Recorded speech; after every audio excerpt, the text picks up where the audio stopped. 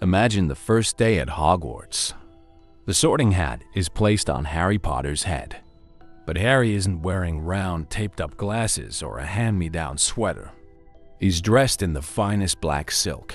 His hair is perfectly slicked back, and his eyes, they aren't filled with wonder. They're filled with a cold, aristocratic pride.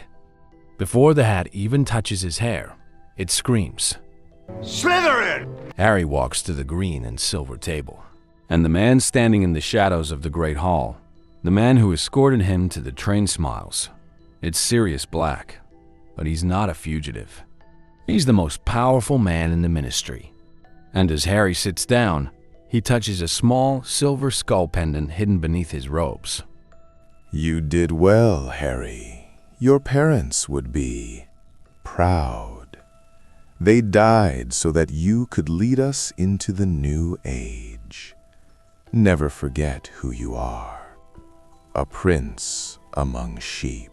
Wait, Sirius Black as a Death Eater? Raising Harry Potter as a weapon for the Dark Lord? How did the ultimate rebel of the Black family become Voldemort's most successful spy? And what kind of hero or monster does Harry become under his wing? Today, we are exploring a timeline where the boy who lived was raised by the man who betrayed him. This is going to get dark. The Serpent's godfather. What if Death Eater Sirius raised Harry? Let's go back to 1981. In our world, Sirius is innocent. But in this timeline, the pressure of the Black family legacy was too strong. Sirius never broke away. He stayed pure, he stayed loyal, and he played the long game. He befriended James Potter not because he loved him, but because Voldemort commanded him to infiltrate the inner circle of the light. When the Potters die, Sirius doesn't chase after Peter Pettigrew. Why would he? Peter was just a pawn. Instead, Sirius plays the grieving best friend to perfection. He cries the loudest at the funeral. He convinces Dumbledore that Lily's blood protection is strongest if Harry stays with a magical guardian who shares a bond of soul with the parents. Think about the manipulation here. Dumbledore, in his grief and his belief in redemption, trusts Sirius. He hands the savior of the wizarding world directly to the man who orchestrated the murder. Sirius takes Harry to Grimmauld Place, but it's not the dusty, rotting house we know. Under a Death Eater Sirius, number 12 Grimmauld Place is a fortress of dark magic. Harry doesn't grow up in a cupboard. He grows up in a throne room. But the price of that luxury? Absolute indoctrination. Sirius tells Harry that Voldemort didn't kill his parents, that the Ministry did. That Dumbledore's weakness caused the tragedy. He raises Harry to hate the light and to worship the power that could have saved them. Now, imagine Harry at age 7 or 8. He doesn't know what a muggle is, other than a creature to be pitied or controlled. His uncle Lucius Malfoy visits for dinner. His auntie Bellatrix, who was never sent to Azkaban because Sirius helped her stay hidden, teaches him how to hold a wand. Sirius is a master manipulator.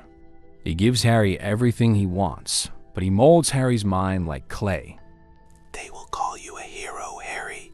They will say you defeated the Dark Lord. Let them believe it.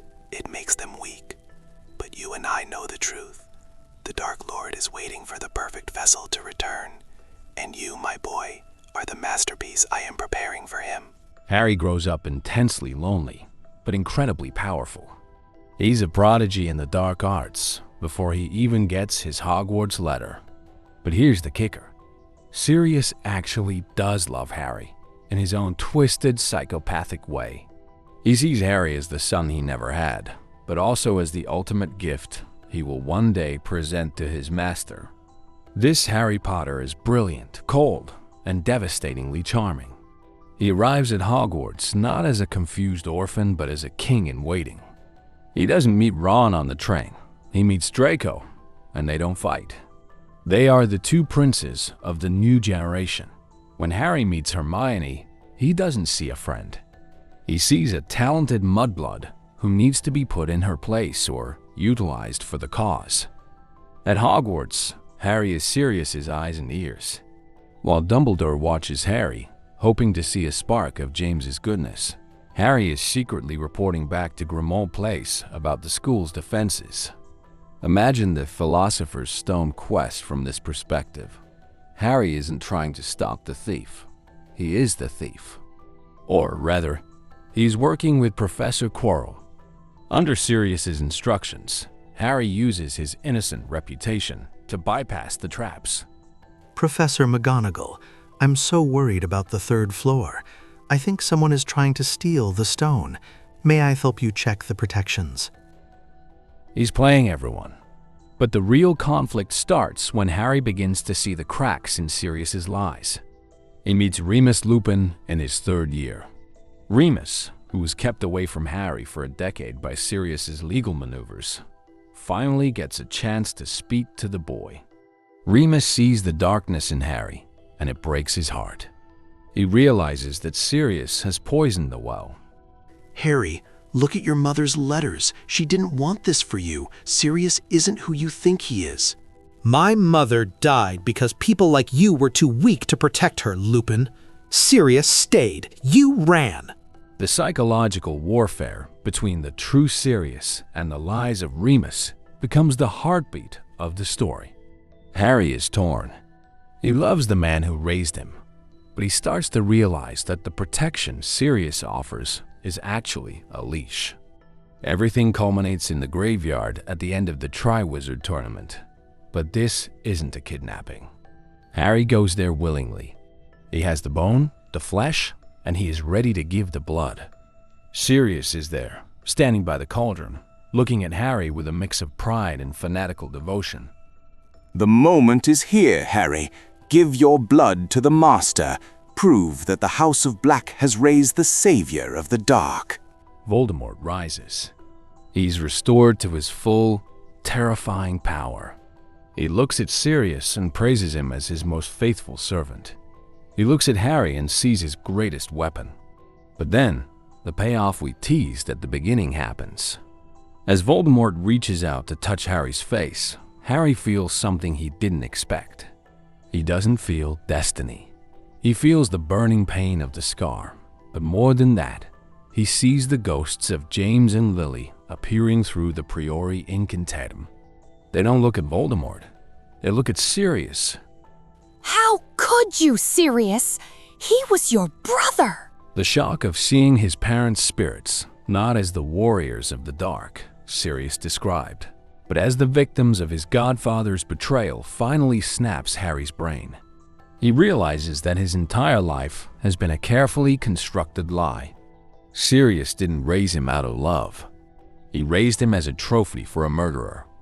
The final battle in the graveyard isn't Harry versus Voldemort. It's Harry versus Sirius. Harry doesn't run. He turns his wand on the man who taught him everything. You told me you loved me. You told me they died for a cause. You're not my godfather. You're just the man who killed my father. Harry escapes, but he is a changed person. He isn't the hero the Order of the Phoenix wanted, and he's no longer the prince the Death Eaters groomed. He is a rogue agent. A Harry Potter who knows the dark arts better than anyone, fueled by a hatred for both sides of the war. Sirius is left behind, his mind finally breaking as he realizes that by raising Harry to be a weapon, he created the only person capable of destroying the Dark Lord and the House of Black forever. What do you think? Could a Harry raised in the dark ever truly find the light again? Or would he just become a different kind of Dark Lord one who seeks revenge on everyone who lied to him? Let me know in the comments. This was a dark request from one of our followers, and it really shows that the scariest villains aren't the ones who want to kill you. They're the ones who want to raise you. If you love this twisted journey, hit that like button and subscribe to Omnivore for more what-if scenarios that rewrite the magic. I'm Omnivore, and sometimes the hero you're waiting for is the one you should fear the most.